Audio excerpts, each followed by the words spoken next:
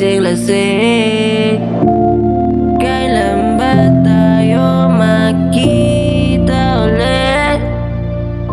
Kasi ayaw mo sumagot sa tawag at text. Napaisip ako, kaya yakap mo na siya. Ang lalaking magpa